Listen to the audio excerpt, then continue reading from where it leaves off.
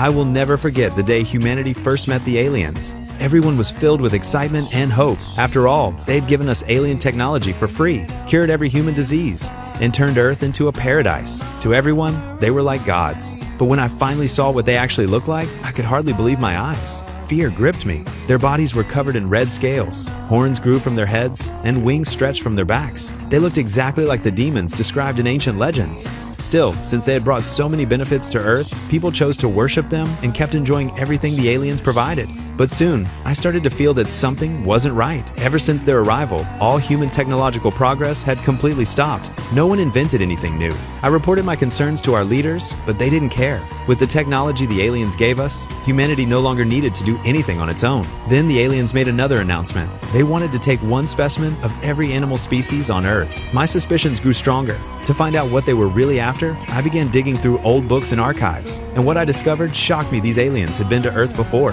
That's why their images appeared in ancient texts.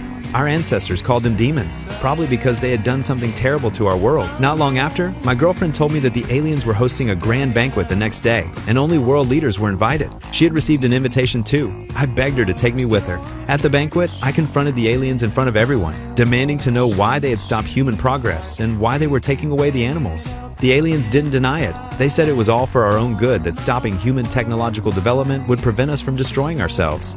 They claimed they had already solved all of Earth's problems, and that humans only needed to enjoy life now. As for the animals, they said they were just taking them back for display, no harm intended. Seeing that people were still doubtful, the aliens decided to show their sincerity.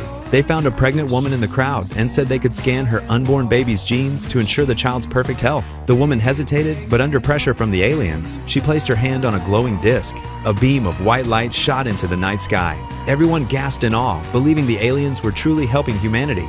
But I noticed something strange. There were odd symbols inside the beam. I quickly recorded everything and took it home to study. The symbols turned out to be coordinates. The aliens had lied.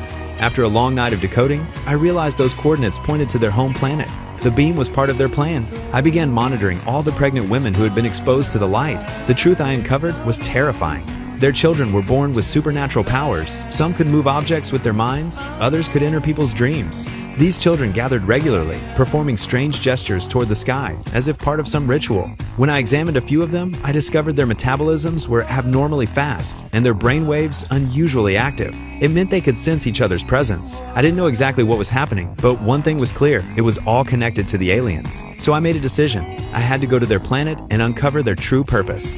Eventually, I was sealed inside a vacuum pod, along with some animals, and sent toward the alien world. I don't know how long I was unconscious, but when I finally woke up, the aliens had found me. Surprisingly, they weren't angry about me